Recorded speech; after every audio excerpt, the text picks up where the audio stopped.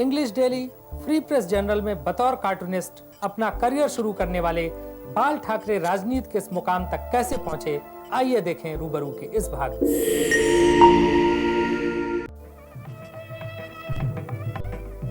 खुद को शेर महाराष्ट्र कहलाना पसंद करने वाले 68 वर्षीय बाल ठाकरे न तो अपनी बायोग्राफी लिखना चाहते हैं और न लिखवाना। उन्हें अपना बायोडेटा देना भी पसंद नहीं है, लेकिन सच तो ये है कि उनके व्यक्तिगत संगठन शिवसेना का विस्तार ही उनका बायोडेटा है। 3 दशक से भी पहले युवा कार्टूनिस्ट बाल केशव ठाकरे ने फ्री प्रेस जर्नल की नौकरी छोड़कर एक मराठी साप्ताहिक मार्मिक का प्रकाशन शुरू किया। 6 वर्ष बाद 1966 में उन्होंने शिवसेना का गठन किया। मराठा अस्मिता का सवाल उठा, बाल ठाकरे ने महाराष्ट्र में शिवसेना का विस्तार करना शुरू कर दिया। उग्र हिंदूवादी और मुसलमान विरोधी रवैये ने उनके संगठन की जड़ें और अधिक मजबूत कर दी। जैसे जैसे शिवसेना ताकतवर होती गई, उसे एक नए मुखपत्र की जरूरत महसूस हुई। लिहाजा बाल ठाकरे ने सामना का प्रकाशन शुरू किया। ठाकरे ने हिंदूवादी नारे को 80 के दशक के मध्य में चरम पर पहुंचा दिया। नतीजतन शिवसेना का विस्तार महाराष्ट्र में चारों तरफ हुआ।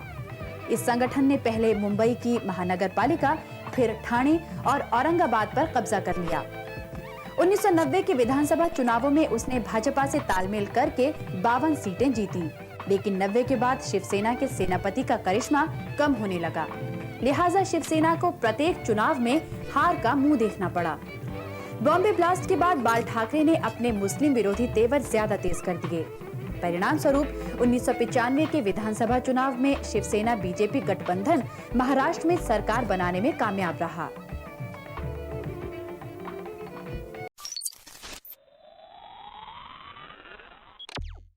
जब आप आरएसएस में पहले थे तो आपको शिवसेना बनाने की जरूरत क्यों पड़ी? उस वक्त तो जब जो मैं बच्चा था उस वक्त तो पूरी कोई मालूमात नहीं थी मुझे कि वो आरएसएस क्या है। लेकिन आपको लगता है कि आरएसएस अपना उद्देश्य पूरा नहीं कर पा रही, उसमें कहीं कमी रह जा रही, इसीलिए एक दूसरे संगठन की जरूरत पड़ी?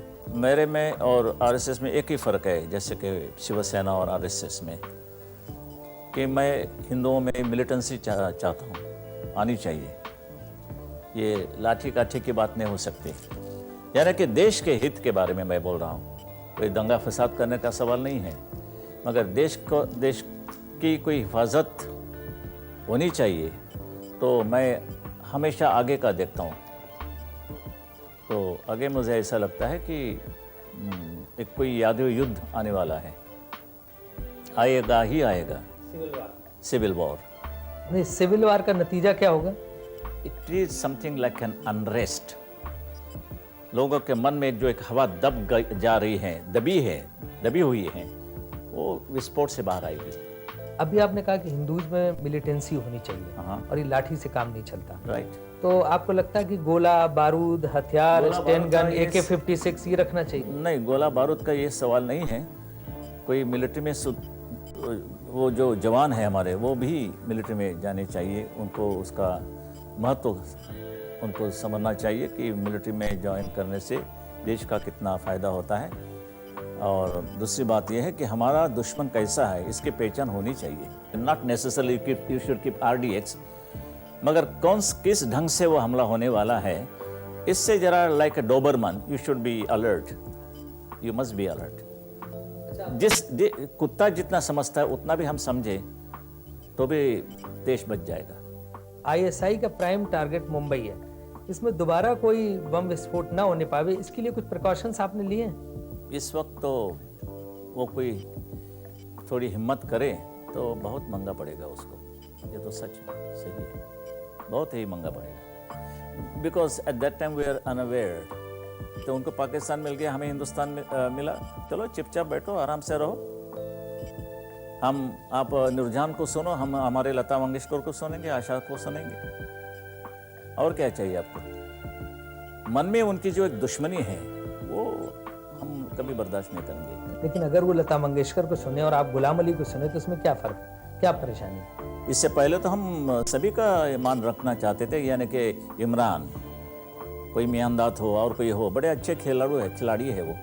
ये खिलाड़ी है तो भी जब वो कोई मजहब की बात करते हैं, यानी कि कहो वो कहते कि हम जब भी हिंदुस्तान के खिलाफ क्रिकेट खेलते हैं तो जिहाद पुकारते हैं। तो जब भी जिहाद की बात करते हैं तो हम क्या करें? तो मैं कहता हूँ कि ये स्पोर्ट्स नहीं है, मैं कभी नहीं मानूंगा। इसलिए मैंने उनको विरोध किया कि याद रखो साले हमारे तुम यानी कि ज़मीन पर अब पाँव रखे तो। जैसे बंबई में तो आप रोक लेंगे, पिच खोद देंगे या मैच नहीं होने देंगे, बाकी देश में तो हो सकता है। वहां शिवसेना क्या करेगी? नहीं, मैंने रोका। जम्मू तक जो हमारे लोग बैठे वहाँ उनको मैंने फ़ोन किया, ऐसे देखो ये होने वाली है मैच, रोको, नहीं होना चाहिए। तमिलनाडु के लोगों को मुझे फ़ोन आ गया, मैंने कहा कि नहीं होनी चाहिए, दिल्ली में नहीं होनी चाहिए, नहीं हुई, बिल्कुल नहीं हुई। देखो आप।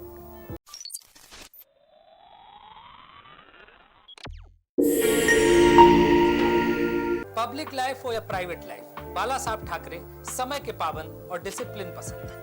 आमतौर पर हर रोज सुबह 11 बजे से देर रात तक पार्टी कार्यकर्ताओं के गिले शिकवे सुनना और सीनियर लीडर्स के साथ मीटिंग करने वाले बाला साहब तमाम व्यस्तताओं के बावजूद दोपहर को बियर पीना और परिवार के साथ गप्पे लड़ाना नहीं भूलते। अब आइए एक नजर बाला साहब की फैमिली और लाइफ स्टाइल पर। तमाम व्यस्तताओं के बावजूद बाल ठाकरे थोड़ा बहुत वक्त अपने परिवार के सदस्यों के बीच भी बिताते हैं। उनके दो बेटे जयदेव और बिंदु फिल्म और कैसेट के व्यवसाय में हैं, जबकि उद्धव को राजनीति में खासी दिलचस्पी है। इधर बाल ठाकरे पर परिवारवाद को बढ़ावा देने के भी आरोप लगने लगे हैं। शिवसेना के भीतर और बाहर ये आम धारणा है कि ठाकरे के भतीजे राज और छोटे बेटे उद्धव को शिवसेना की कमान संभालने के लिए प्रशिक्षित किया जा रहा है। शिवसेना की युवा इकाई विद्यार्थी सेना की कमान बाल ठाकरे के भतीजे राज ठाकरे के हाथों में है, जबकि उद्धव जनवरी 89 से पार्टी के दैनिक अखबार सामना का कार्य संभाले हुए है। चर्चा तो इस बात की है कि शिवसेना प्रमुख अब खुले रूप में राज की बजाय उद्धव को शिवसेना की कमान संभालने के लिए तैयार कर रहे हैं। परिवारवाद के आरोपों से घिरे बाल ठाकरे ने अपनी बहू को शिवसेना की महिला इकाई का अध्यक्ष बना दिया है। इंदिरा गांधी पर परिवारवाद का आरोप लगता है, लेकिन आप भी तो परिवार को बढ़ा रहे हैं। किधर? बेटा है आपका, भतीजा है, बहू भी, अब आप महिला विंग की प्रेसिडेंट मैं हैं। शिवसेना प्रमुख जब बना, इससे पहले मेरी शादी हुई और लड़के पैदा हुए। इससे मुझे ये नहीं थी, मुझे पता नहीं था कि मैं शिवसेना प्रमुख बनूंगा। बाद में घरानेशाही शुरू हो जाएगी। घरानेशाही क्या होती है? डॉक्टर को कभी ये नहीं पूछता कि आपका लड़का डॉक्टर हुआ तो ये क्या घरानेशाही नहीं है? जब भी मुझे ये भी सवाल पूछा जाता है कि आप व्यंग्य चित्रकार है, आपके लड़के ने कोई ये आपकी कला नहीं ली, हासिल नहीं की, तो मैं कहता हूँ कि नहीं वो फोटोग्राफर में। क्यों? अभी ये क्यों सवाल यहाँ आता है? पॉलिटिक्स में ये सवाल क्यों नहीं पूछते आप कि आप इतने बड़े लीडर बन गए, क्या आपके घराने में कोई आपके रास्ते पर चलने वाला है कोई? और जब भी मैं कहता हूँ हाँ ये होंगे, अरे कैसी बात है, आप फैला रहे आपके घरानेशाही। There is a difference between Rajiv Gandhi and my people, my sons. I am not going to put them on your things. Sir पर मैं नहीं बिठाऊंगा। इनमें कोई कर्तृत्व होगा, खुद ब खुद ऊपर आएंगे। मैंने कभी ये नहीं किया। नहीं तो आज भी मैं राज या उद्धव को मिनिस्टर बना सकता हूँ, बिल्कुल। अखबारों में तो छपता है कि उद्धव दूसरा संजय गांधी है। I used to admire Sanjay Gandhi. He was a born boy actually. Before me, he's a boy. He was a boy. Raju से ये होता तो देश का पूरा नक्शा बदल जाता, पूरा नक्शा बदल जाता। इसमें शर्म की क्या बात है? ये कोई गाली नहीं है। आपके छोटे बेटे के बारे में अभी अखबारों में छपा कि उसने नेशनल पार्क में जाके जबरन शिकार किया और पुलिस ने उसके खिलाफ रिपोर्ट नहीं लिखी और उसको सरकार का प्रोटेक्शन था, गैर कानूनी काम ना किया। सरकार को पता था ना मुझे पता था कि मेरा लड़का वहां जाएगा, कोई शिकार करेगा। और मान लो कि उन्होंने हरिन को ही मारा होगा तो किसी फोटोग्राफर ने उसका वो फोटो लिया भी है। आपके हिसाब से घटना गलत रिपोर्ट हुई है? गलत नहीं, इसमें एक दूसरी बात होती है, ये मेरा लड़का है और किसके लड़के मार कितने भी बात कर शेर भी मारते हैं तो कोई नहीं सवाल उठाते हैं। Banner line was given by times of India और एनरॉन सेकंड प्रेफरेंस। आज तो एनरॉन की बात हो रही है पूरी दुनिया में और यहाँ तो मेरे लड़के के शिकार की बात हो रही है। नहीं, अखबार वालों तो आपके बेटे की बात इसलिए हाईलाइट की क्योंकि आप वो न्यूज़ से वजह से सर्कुलेशन नहीं क्योंकि बाल ठाकरे के बेटा और बाल ठाकरे के हाथ में रिमोट कंट्रोल है आज महाराष्ट्र की गवर्नमेंट का। मैं तो कभी दखल भी नहीं देते इन लोग, ये लड़के क्या करते हैं क्या नहीं, जब तक वो कोई बेकानूनी बात नहीं करते, कोई गर्द पाउडर या कोई ब्राउन शुगर नहीं बचते, तब तक मुझे कोई दखल देने की कोई सवाल भी नहीं मेरे यहाँ सामने। शिकारी तो है ही वो जाता भी है कि बहुत एक उससे ऐसे दोस्त है, कभी दारा कोंडके के साथ जाता है, कभी पुराने जो मिनिस्टर थे उनके लड़के के साथ गए थे, वो कभी बात नहीं आई। I don't like that particular sting in that actually, कि वो मेरा लड़का है, इसके लिए बैनर लाइन। अच्छा, आप अपना उत्तराधिकारी शिवसेना में किसे बनाएंगे, उद्धव को या राज को? नहीं, वो बहुत ही ऐसे ये सवाल आप नरसिंह राव को क्यों नहीं पूछते? ना कभी ये सवाल आपने शरद पवार को पूछा, मुझे क्यों ये सवाल पूछा जाता है? और मैं चाहता हूं कि पहले इसकी जल्दी क्या है, किसको जल्दी है?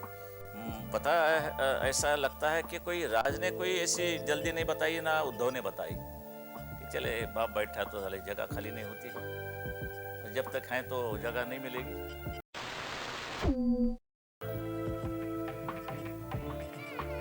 अपने चाचा बाल ठाकरे के नक्शे कदम पर चल रहे राज ठाकरे पर शिवसेना के वरिष्ठ नेताओं पर धौंस जमाने और पार्टी गतिविधियों में अनावश्यक रूप से दखल अंदाजी के आरोप लगते रहे हैं, जबकि राज इन आरोपों से इनकार करते हैं। और बस हम काम कर रहे हैं और कुछ कर नहीं रहे। इन्हें आज गवर्नमेंट आया तो गवर्नमेंट आने के बाद हमने मिनिस्ट्री तो नहीं मांगी और कुछ मांग नहीं रहे कि हमें कुछ, भाई आप हमें लीडर मानो या शिवसेना के लीडर करके हमें डिक्लेयर कर दो, ये भी तो नहीं कह रहे हैं। सीधा काम कर रहे हैं। सिर्फ एक यानी कि अभी शाखा प्रमुखों के बदल या जब ये टिकट देते हैं इलेक्शन के तो लोग हमारे पास आते हैं और हमारे पास आने के बाद वो कुछ बातें करते हैं कि भाई ये आदमी वैसा है, ये आदमी ऐसा है, वगैरह वगैरह। ये सब जो बातें हैं जो पहले बाला साहब करते थे, अभी उनके ऊपर बोझा बहुत है, तो ये किसी ना किसी को तो करना ही पड़ेगा। तो ये बातें हम करते हैं।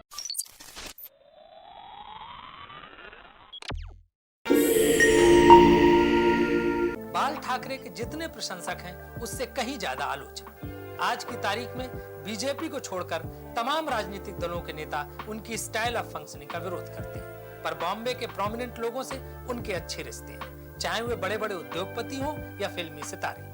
इनमें से कई ऐसे लोग भी हैं जो बाला साहब को नापसंद करने के बावजूद उनके खिलाफ कुछ बोलने का जोखिम नहीं मोल लेना चाहते। कार्यक्रम के इस भाग में हमने कुछ फिल्मी हस्तियों और राजनीतिज्ञों से जानने की कोशिश की है कि वे बाला साहब के बारे में क्या सोचते हैं। मैं बाला ठाकरे से एक खुले दिल का, अपने दिल की बात स्पष्टता से कहने वाला, दिल में अलग और जबान पर अलग ऐसी बात नहीं। और लोगों की, गरीब लोगों को अगर कोई तकलीफ हुई तो उनको तकलीफ होती है। इस तरीके का बहुत अच्छे दिल वाला नेता मैं मानता हूँ। मेरी नज़रों में बाल ठाकरे अपनी पार्टी के मार्गदर्शक हैं। पॉलिटिशियन कहना ठीक नहीं होगा, पॉलिटिशियन से भी ऊपर हैं वो कुछ हद तक। अपनी पार्टी की नज़रों में और महाराष्ट्र की राजनीति की नज़रों में वो कुछ चाणक्य की तरह समझे जाते हैं, जाने और माने जाते हैं। उनके मामले में अंग्रेजी में कहा जा सकता है, You may love him, you may not love him, but you dare not ignore him. बाल ठाकरे जी को एक साधारण नेता की जो परिकल्पना होती है उसमें वो बैठते ही नहीं है। वो स्वयं हमेशा कहते हैं कि मैं मूलतः एक व्यंग्य चित्रकार हूं, और इसे मुझे लगता है कि ये मूलतः व्यंग्य चित्रकार और बड़ा सीधा साधा आदमी है। राजनीति को वो व्यंग्य चित्रकार की नजरों से देखता है। जो उसे अच्छा लगता है वो अच्छा कहता है, जो बुरा लगता है वो बुरा कहता है। बाला साहब पहले क्या थे, अब क्या है, वो तो एक मजमून बड़ा तवील हो जाता है। हम लोगों ने ये समझा था कि वो बड़े जाबिर आदमी हैं। तमाम मुस्लिम माइनॉरिटी ने एक बहुत तशवीश महसूस की कि अब ये हुकूमत में आएंगे तो क्या करें। मैं मिला तो पहले भी था, अपनी बार भी जब मुझे मुलाकात हुई तो बड़ी अखलाक से पेश आए, बड़ी अच्छी तरह पेश आए। मैं बाला साहब को काफी सालों से जानता हूँ। पॉलिटिकली मेरा इंक्लिनेशन इतना नहीं है, but as a human being, as a इंसान, वो जो उनके दिल में है वो उनके जबान पे है। ऐसा नहीं है कि उनके दिल में और दिमाग में कुछ और बात है और वो कुछ और बात कर रहे हैं, जिसे इंग्लिश लैंग्वेज में शुगर कोटिंग कहते हैं, वैसे नहीं है। बाल ठाकरे ने एक शॉर्टकट ढूंढा है पावर तक पहुंचने का। एक कम्युनिटी के खिलाफ नफरत फैलाओ और एक दूसरी कम्युनिटी को उस पर मुत्तहिद करो। लेकिन बाल ठाकरे साहब और उन जैसे लोगों की ये सब हरकतें चलने वाली नहीं है। इस मुल्क के अंदर सेकुलरिज्म की जड़ें बहुत मजबूत हैं। बाल ठाकरे जैसे लोग आए हैं और चले जाएंगे। बाल ठाकरे एक बहुत ही कमजोर किस्म का आदमी, बंबई से बाहर उसको कानपुर में सभा करने के लिए बुला लीजिए तो डर के मारे नहीं आएगा, इतना बुज़दिल आदमी है। और बंबई में कुछ महाराष्ट्र के लोगों को इकट्ठा करके और गैर मराठों के खिलाफ एक मुहिम चलाने वाला व्यक्तित्व, उसका नाम बाल ठाकरे है। बाला साहब जो हैं बहुत ही जज्बाती आदमी हैं। अगर उनके मन में ये एक चीज़ हो जाए कि ये आदमी सही है, खा वो हिंदू हो या मुसलमान हो या सिख हो या ईसाई हो, वो उसके साथ है। मैं कह सकता हूँ ये महान लीडर है, आप कहते हैं कम्युनल लीडर है, लेकिन what you can't deny about Bal Thackeray is that he is a leader with staying power, and in that sense alone he is a significant leader. Bal Thackeray represents a certain feeling among Maharashtrians, और 1980 के बाद among Hindus generally, he represents aspirations of a kind that have not been fulfilled. की सारी importance, सारी politics इसी बात पे मुनसर करती है कि वो ऐसी बात करें जिससे कि सांप्रदायिकता, कम्युनिज्म भड़के। यही उनकी इम्पोर्टेंस है और यही इसी तरीके के भाषण करते हैं, इसी तरीके के कारनामे करते हैं ताकि ये देश संप्रदाय में बढ़ जाए, भाई भाई आपस में लड़ जाए। जितनी लड़ाई होगी, जितना खून होगा, उतना ही उनका फायदा होता है। बाल ठाकरे ने तो एक, मैं समझता हूँ कि व्यवसाय बनाया है, एक पूरा इंडस्ट्री बना दिया है। फिरका परस्ती को और धर्म के इस्तेमाल को उन्होंने एक इंडस्ट्री बना दिया है। बहुत ही सोफिस्टिकेटेड तरीके से उन्होंने उसको फैलाया है। सत्ता में कभी कुर्सी नहीं लेते, वो कभी पोजीशन नहीं लेते, कभी वो दूर से बैठकर तमाशा देखते हैं, वो चिंगारी फेंकते हैं और तमाशा देखते हैं आग लगा के। तो अब ऐसा आदमी जो है वो कहाँ आपको देश में मिलेगा। दूसरे लोग कम से कम आग लगाते हैं तो अपने हाथ भी जला लेते हैं, वो दूर से सिर्फ हाथ तापते हैं। बाल ठाकरे किसी जगह वो कहते हैं कि मैं मुझे तो किसी ओहदे की जरूरत नहीं, लेकिन आज बंबई में सारी सरकार वही चलाते हैं। तो उनको basically is a power crazy man. He wants power, he wants money. Shiv Sena के लोग आज बंबई के अंदर जिस तरह से भत्ता वसूल करते हैं दुकानदारों से, कारोबारी लोगों से, बिजनेसमैन से, वो सब जानते हैं अच्छी तरह, इसको बताने की जरूरत नहीं है। उनकी सरकार को बने कम से कम 100 दिन से ज़्यादा ही हो गए हैं, तो कोई ऐसी वारदात तो ही नहीं है जिसकी वजह से हम कुछ कहें। क्योंकि आप बाला साहब को पसंद नहीं करते हैं, इसलिए बाला साहब जो भी करते हैं गलत कर रहे हैं, ये भी नहीं होना चाहिए। देखिए, हर बड़े आदमी की, हर पॉपुलर आदमी की क्रिटिक होते हैं जो उसके किसी भी बात को पकड़ के उसको उछालते रहते हैं। तो आमतौर पर देखा गया कि Bala Saheb not at all like that. Bala Saheb Thackeray के बारे में कम्युनिस्ट और कांग्रेसी कुछ भी कहें, लेकिन उनकी आम जनता की नजरों में, विशेषकर महाराष्ट्र और खासकर बंबई की जनता की नजरों में, उनकी छवि है एक सेवियर की, एक प्रोटेक्टर की। देखो, हर एक आदमी में कोई अच्छी बातें होती है, बुरी बातें होती है, तो कई मेरे में भी होगी, मेरी कोई अच्छी बातें होगी, मेरे में लगता है होगी, तो एक्सेप्ट करो या रिजेक्ट करो, बुरी तो छोड़ दीजिए। मगर अच्छी बातों के बारे में मैं आपको ये कहूँगा कि आपको पसंद होगी तो एक्सेप्ट और रिजेक्ट, आई डोंट केयर।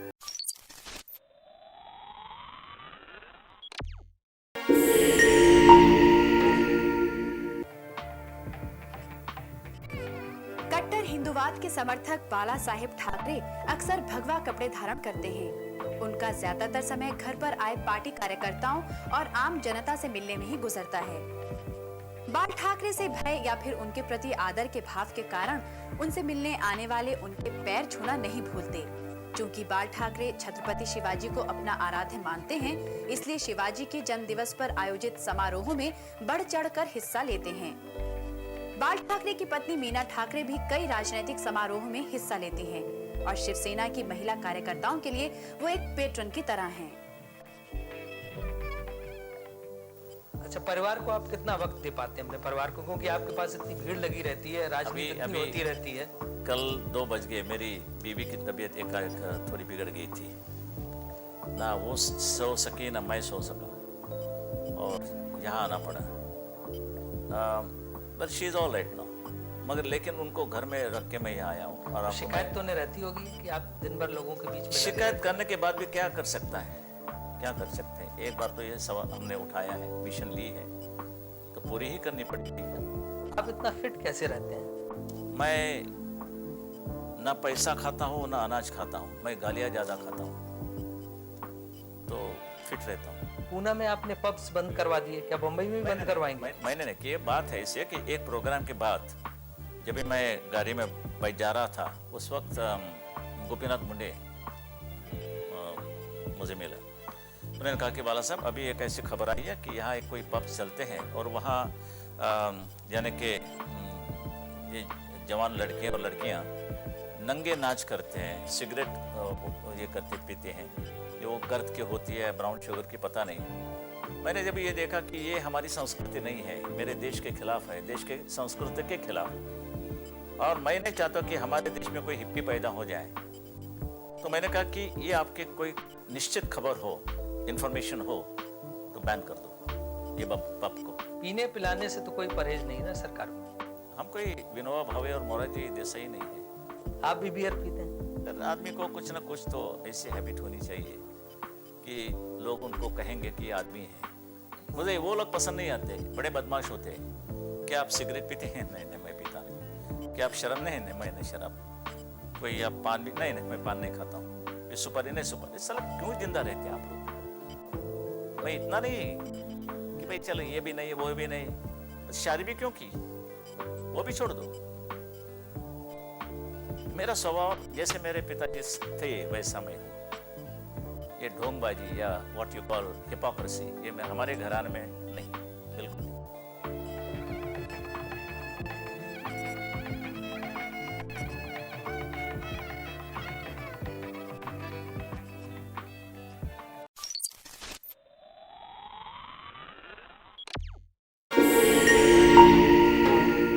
बाल ठाकरे जिस एक कारण से सबसे अधिक विवादों में रहे हैं वह है उनका एंटी मुस्लिम एटीट्यूड। हालांकि ठाकरे बार बार यह भी कहते रहे हैं कि वह केवल उन्हीं मुसलमानों के खिलाफ हैं जो या तो प्रो पाकिस्तान है या बांग्लादेश से आकर बस गए हैं और भारत विरोधी गतिविधियों में शामिल हैं। बॉम्बे में हुए दंगों के दौरान भी बाल ठाकरे और उनके शिव सैनिकों पर गंभीर आरोप लगे। बाल ठाकरे साहब को मैं मुस्लिम विरोधी भी मानता हूँ और मेरे नज़दीक चूँकि वो सेकुलरिज्म के भी बहुत खिलाफ हैं, इसलिए मैं सेकुलरिज्म विरोधी भी मानता हूँ उनको, और इस मायने में मैं समझता हूँ वो देश विरोधी भी है। अगर वास्तव में कोई विदेशी नागरिक जो हिंदुस्तान में किसी तरह से घुस आया और जिससे देश को खतरा है, उसको निकालने में कभी कोई आदमी एतराज़ नहीं करेगा। लेकिन किसी एक जाति बिरादरी को परेशान करने के लिए, या ऐसे भी वहाँ से बहुत सारे उदाहरण आए कि जो लोग बेचारे बरसों बरस से वहाँ रह रहे हैं और उनको सिर्फ इस नाम से परेशान करने के लिए अगर इस तरह की बात कही जाती है, मुहिम चलाई जाती है, तो निश्चित रूप से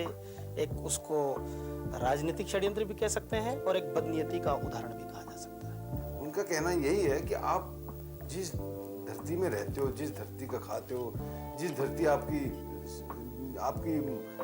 सेवा करती है, जो देश आपकी, जिसे हम माँ कहते हैं, मातृभूमि, you have to be total nationalist. Anti nationalist चाहे किसी भी रिलीजन का हो, उसके अगेंस्ट है। हमारे देश में, बांग्लादेश में और पाकिस्तान के नागरिक बिना पासपोर्ट और बिना हमारे परमिशन से रहे, ये कैसे सहा जा सकता है? बाल ठाकरे जी ने जो कहा है उससे सरकार पूरी तरह से सहमत। अच्छा, आपने एक बार कहा था कि अगर आपको कोई हाथ लगाएगा तो पूरी कौम को साफ कर दिया जाएगा। इससे क्या मतलब था? मैंने कहा कि जाति जमाते की जो भी कौम हो, ये कहा कि मुसलमान हो उसकी कौम हम खत्म करेंगे। मैं कौम की बात करने के पीछे मेरा यही मकसद था कि वो पाकिस्तान के लोग होंगे और जितने भी यहाँ होंगे, बांग्लादेश के होंगे, जितने भी होंगे वो हम खत्म करेंगे। आपने कहा था बांग्लादेशी मुसलमानों के यहाँ से हटाएंगे। जहाँ जहाँ मिलेंगे वहाँ से हटाएंगे, पाकिस्तान के हो या बांग्लादेश के हो। आप उनको बंबई या महाराष्ट्र से निकालेंगे या देश से निकालने की बात करते हैं? देश को कैसे निकाले? हमारे यहाँ से हम निकालेंगे, उसको छोड़ देंगे उनके बॉर्डर तक, और यहाँ राजस्थान के बॉर्डर्स थे, चाहे तो पाकिस्तान में जाओ, मगर यहाँ नहीं, क्योंकि वो इस्लाम का ये देश है। जाओ वहाँ जाके नमाज पढ़ो आराम से। ये आम मुसलमान आपसे डरा रहता है, उसको लगता है कि आप उसके मुसलमान खिलाफ की हैं। मैं बात नहीं कर रहा हूँ, मैं उसी मुसलमान की बात कर रहा हूँ जो प्रो पाकिस्तान है। मुसलमानों की एक और बात से तकलीफ हुई जब बाबरी मस्जिद गिरने के बाद आपने कहा कि इसे मैंने गिरवाया। मानो कि भाई बाबरी मस्जिद गिराने के बाद इनको तकलीफ होती है, तो विस्फोट की बात क्या करें, कैसे करें? भाई ये हमारे देश की बात है, यानी कि जो हमारी भावनाएं हैं राम और कृष्ण के बारे में, तो एक अयोध्या, काशी और मथुरा आके कुछ नहीं चाहिए, रख दो आपके पास। तो मथुरा काशी के लिए आंदोलन कब करेंगे? आंदोलन का क्या सवाल है? चलो गवर्नमेंट ले आइए दिल्ली में, सेंट्रल गवर्नमेंट, और वो हिम्मत नहीं कहे बताएं तो हमें उनके खिलाफ भी लड़ना पड़ेगा, कोई भी हो, वो बीजेपी की गवर्नमेंट हो तो भी मैं लड़ूंगा। बीजेपी कहती कि मथुरा और काशी तो मेरे एजेंडा में है ही नहीं। हम लिख देंगे वो एजेंडा, हम लिखेंगे काशी और मथुरा का नाम, मैं करूंगा वो। मुसलमानों की भावनाओं को ठेस नहीं पहुंचेगी? भाई ये देश किसका है ये पहले बताइए। मुसलमानों को पाकिस्तान मिल गया है, हमें हमारा जो बाकी बात रही वो हिंदुस्तान है। यहाँ के कोई कानून होते हैं, और क्या हम नहीं चले उस कानून के रास्ते से? महाराष्ट्र में तो आपकी सरकार है, आप हम तो सिविल कोड लागू नहीं करेंगे, जरूर करेंगे, हम बकवास नहीं कर रहे हैं। बिल्कुल यूनिफॉर्म सिविल कोड लागू करेंगे आप महाराष्ट्र में? बिल्कुल, it is in the interest of the nation. हम क्या बुरी कर रहे हैं? कोई सरकार तो कोई उखाड़ नहीं दे रहा है, तो anything that interest, it is in the interest of the nation, हम करेंगे। कैसे रोकेंगे? कौन रोकेगा? महाराष्ट्र में हुए विधानसभा चुनाव के पहले ही बाल ठाकरे ने घोषणा कर दी थी कि राज्य में शिवसेना और भाजपा गठबंधन की सरकार बनी तो मुख्यमंत्री चाहे जिस दल का हो, रिमोट कंट्रोल वे अपने हाथ में ही रखेंगे। और आज सरकार बनने के बाद भी बाल ठाकरे अपने उसी बयान पर कायम है। बाल ठाकरे ही महाराष्ट्र की सरकार चला रहे हैं, ये मैं जानता हूँ, मैं बता चुका हूँ। और बाल ठाकरे आज वहाँ बेताज बादशाह हैं, इससे कोई इनकार नहीं कर सकता। बिल्कुल नहीं, वो हमारे बहुत बड़े नेता हैं और अनुभवी नेता हैं, वो हमारे हाईकमांड हैं, इसलिए हमें मार्गदर्शन करते हैं, लेकिन प्रत्यक्ष हस्तक्षेप नहीं करते। रिमोट कंट्रोल से चलने वाली सरकार हमने तो डेमोक्रेसी के अंदर नहीं सुनी थी, और यदि ये सत्य है तो ये नॉर्मल सरकार नहीं है, ये तो एक अबनॉर्मल सरकार भी है। Which Congress chief minister ever had any independence? They were always run by remote control by the high command. ये सब तो ठीक है, अगर ये बाल ठाकरे कहता है तो आप सब कह रहे हैं अनडेमोक्रेटिक कैसे हो सकता है, but it's not a new phenomenon in Indian politics. बाकी सभी दल ऐसा ही करते हैं। कांग्रेस पर भी कांग्रेस अध्यक्ष का नियंत्रण होता है, कम्युनिस्ट पार्टी का पॉलिट ब्यूरो ही कम्युनिस्ट पार्टी की सरकारें चलाता है। फर्क सिर्फ इतना है, बाकी लोग ढोंग में लिप्त हैं, इसलिए वो इस बात को स्पष्ट नहीं कहते। ठाकरे जी स्पष्टता से बोलते हैं, इसलिए वो इस प्रकार का बयान देते हैं। जैसे शिवसेना के एमएलएज ने मनोहर जोशी को अपना नेता चुन लिया, तो अब वो इलेक्टेड चीफ मिनिस्टर हैं एमएलएज के, तो उनको रिमोट कंट्रोल से उनको कंट्रोल करना कितनी ठीक बात है? देखो, ये एमएलए ने नहीं चुना उनको, मैंने बिठाया। एमएलए ठीक है, वो मानना पड़ता है कि बट इलेक्शन एंड सिलेक्शन में फर्क करना ही पड़ता है। इलेक्शन हो गया, सिलेक्शन मेरा बन गया। लेकिन डेमोक्रेसी में रिमोट कंट्रोल की बात ठीक है? कौन सी डेमोक्रेसी की बात आप कर रहे हैं? काहे की? यहाँ तो डेमोक्रेसी कभी पैदा भी नहीं हुई, ना कहीं मैंने देखी। ये चीफ मिनिस्टर आपसे डर के काम करते हैं? नहीं, बिल्कुल नहीं। उनके आप जाके उनकी भी मुलाकात ले लो और यही सवाल पूछो उनको। लेकिन असलियत में तो एक प्रेशर उनके कैसे ऊपर रहता है हमेशा। कितने ऐसे उन्होंने ये डिसीजंस लिए हैं बिना पूछ के? मगर पॉलिसी के खिलाफ कोई बात हो जाए तो मैंने किसी को भी नहीं छोड़ूंगा, चाहे ये आज है वो कल दूसरा होगा या परसों, वो सवाल नहीं है। कल अगर आपको मनोहर जोशी को हटाना पड़ा नहीं, तो कौन दूसरे हैं जिनको आप चीफ मिनिस्टर बनाएंगे? He is one of the best man I had. See, I'm lucky enough to have a man like him. बीच में कुछ खबरें फैली थी कि सुधीर जोशी को चीफ मिनिस्टर बनाया जा रहा। बात मान लो कि मेरे यहाँ 5 लोग हैं पूरे के पूरे लायक, ऐसे कोई आप शक भी नहीं ले सकते उनकी कामयाबी के बारे में। और क्या 5 से चीफ मिनिस्टर नहीं बन सकते, एक ही बनेगा क्या? कोई जैसे कि महापौर की बात होती है, 1 बरस की टर्म होती है, चलो बना दो। तो अभी ये बन गई है बात, mister Manohar Joshi will continue. वैसे तो अमेरिकन कंपनी इनरॉन के दाभोल पावर प्रोजेक्ट को रद्द किए जाने का फैसला महाराष्ट्र सरकार ने लिया है, लेकिन बाल ठाकरे ने चुनाव से पहले ही घोषणा कर दी थी कि यदि उनकी सरकार बनी तो वह इस परियोजना का काम रोक देगी, और हुआ भी यही। इसीलिए कुछ लोगों का कहना है कि महाराष्ट्र सरकार ने यह फैसला बाल ठाकरे के दबाव में लिया है। जब इनरॉन प्रोजेक्ट का एग्रीमेंट हुआ उस समय इस एग्रीमेंट को सीक्रेट रखा गया। कोई भी एक लोगों से चुनी हुई सरकार किसी भी एग्रीमेंट को ये सीक्रेट डॉक्यूमेंट नहीं मान सकती थी। उसमें ग्लोबल टेंडर नहीं बुलाया गया था। उस समय सारे विपक्ष में ने इसके खिलाफ आवाज़ उठाई थी, और इस आवाज़ उठाने के बावजूद भी इसको सीक्रेट डॉक्यूमेंट ही रखा गया। इसको विधानसभा में पहले एमओयू के पहले बहस हो सकती थी, उसमें सरकार सारे लोगों को विश्वास में लेके बात कर सकती थी, और ये न करने के कारण उसका विरोध रहा। और हमने चुनाव का ये मुद्दा बनाया था कि हम अगर सरकार में आएंगे तो इसकी हम जांच करेंगे। ये जो इल्ज़ाम है उनके ठीक नहीं है। अच्छा, हिंदुस्तान में ये पहला है क्या? 1978 में टाटा को इजाज़त दी थी, तब टेंडर नहीं मांगा था। I was the chief minister, तब किसी ने कुछ कहा नहीं। वो प्रोजेक्ट आए, आज बम्बई को बिजली वही सप्लाई करता है। और बिना टेंडर एमओयू साइन करने का इस देश में 160 केसेस हो गए। 160 में महाराष्ट्र में सिर्फ 4 है। नहीं, दिल में जो गड़बड़ है वो जो पुराने चीफ मिनिस्टर है उनको पता होगा। हम कोशिश कर रहे हैं, पता लगा भी है। I am concern with the natural, I mean the green belt, the natural beauty of the Konkan area. तो आप सिर्फ ग्रीन बेल्ट की वजह से इनरॉन को कैंसिल करना चाहते हैं या कोई और भी वजह है?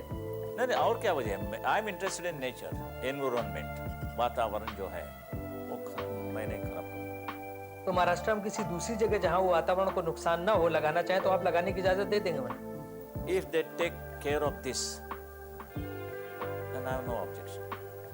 इमरान ने आपको अप्रोच नहीं किया? कल ही वो आई थी रुबेका मान, पहले भी आई थी, कल भी आई थी, काफी देर ठहरी। मगर मैं क्या कहूँ उनसे, क्या बात है बाकी रही है। आपको नहीं लगता अगर इमरान डील कैंसिल करेंगे तो फॉरेन इन्वेस्टमेंट आना बंद हो जाएगा? कुछ नहीं होगा।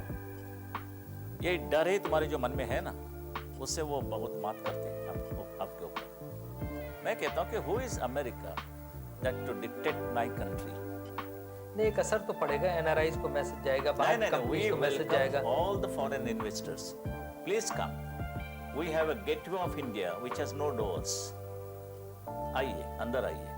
लेकिन इस तरह से जब एक बार प्रोजेक्ट फाइनल हो जाए और काम शुरू हो जाए उसके बाद उनको हटाना अच्छा है? नहीं, अब बहुत ही महंगा एक प्रोजेक्ट हम कैसे बर्दाश्त करेंगे? एक व्हाइट एलिफेंट ठीक है, मगर ये व्हाइट एलिफेंट से भी ज्यादा होगा जिससे खिलाना बहुत मुश्किल होगा, और फिर अंधेरा ही अंधेरा। तो क्या पिछली सरकार ने कोई डील की थी इमरान के साथ जो गड़बड़ थी? ये सवाल ऐसे हैं कि जो बलात्कार करने वाला होता है तो कभी सबूत नहीं रखता है, कोई रिश्वत लेने वाला होता है और देने वाला भी होता है, कोई रिश्वत नहीं रखता। तो पता है कि हुआ है मगर कोई सबूत नहीं होता है। आपकी सरकार को कोई ऑफर ऐसे नहीं मिला? होगी और मुझे पता लगेगा तो एक गवर्नमेंट कुछ यानी कि मिनिस्टर कोई भी होगा, चाहे चीफ मिनिस्टर हो तो भी, he will not remain there for a minute. I do that, not for a minute. Yes, आज भी मैं पैसा ले सकता हूँ इमरान से। कोई लोग कहते कि 100 करोड़ रुपया मिलेगा, 200 करोड़ रुपया में, नहीं नहीं नहीं नहीं। अरे एक ना एक दुनिया को कहो, बताओ कि इस देश में ऐसा एक कोई आदमी है, वो एक पार्टी है कि आप खरीद कर नहीं सकते।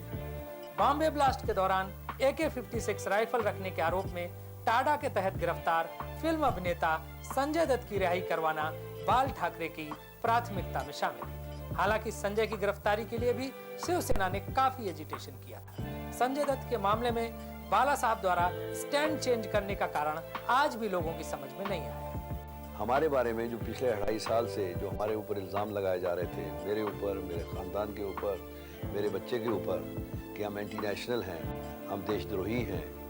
एक अकेले एक स्टेट्समैन बाला साहब ही थे जिन्होंने ये शुरुआत की, ये कहा कि सुनील दत्त उनकी धर्मपत्नी ग्रेट नेशनलिस्ट हैं, ग्रेट पैट्रियट्स हैं। इज ऑन रिकॉर्ड कि संजय दत्त और सुनील दत्त और इन सब में यहाँ पर इलेक्शन लड़े हैं बाला साहब के खिलाफ, शिवसेना के खिलाफ। बहुत रकीक किस्म की तकरीरें भी हुई, लेकिन उसके बावजूद उन्होंने कहा कि अगर वो बेटा, उसका लड़का खुद चीफ मिनिस्टर समझते हैं और खुद प्राइम मिनिस्टर भी समझते हैं और खुद ऐसा समझते हैं कि वो बेगुनाह है, तो फिर उसको छोड़ दो। आपने कहा था कि संजय दत्त को छोड़ देंगे जब आपकी सरकार आएगी। आपकी सरकार आ गई, आज 4 महीने हो गए, संजय दत्त तो भी जेल से छूटे नहीं। हमारी सरकार आने के बाद संजय रिहा होना चाहिए, रिहाई होनी चाहिए उनकी। ठीक है, मैं कर रहा हूँ, करूँगा भी। लेकिन एक बात है कि इतनी कॉम्प्लिकेटेड केस है और कोई पूरा कानून ऐसे फेंक दे के वो तो बाहर नहीं आ सकता है। लेकिन we have taken a keen interest to see that this boy doesn't suffer unnecessarily and he is suffering unnecessarily. Sanjay Dutt को आप राष्ट्रभक्त मानते हैं? The whole family, the Nargis, the Mr. Sunil Dutt और ये सब लड़कियां कैसे हम कहें कि सुनील दत्त तो I think it was China war, उस सरहद पर गए थे, पाकिस्तान के सरहद पर गए थे। जवानों को उन्होंने एंटरटेनमेंट प्रोग्राम ये बताया किया। उसका बम विस्फोट किसी में कोई इन्वॉल्वमेंट नहीं। That you can check up with the CBI people. पहला रिपोर्ट में उनका ये कहना था, जज साहब के बात पहले आई तभी उन्होंने कहा कि इस लड़के का इसमें कोई बम विस्फोट में हाथ नहीं है, मगर जज ने नहीं माना तो क्या करें, अंदर तो बैठना पड़ेगा।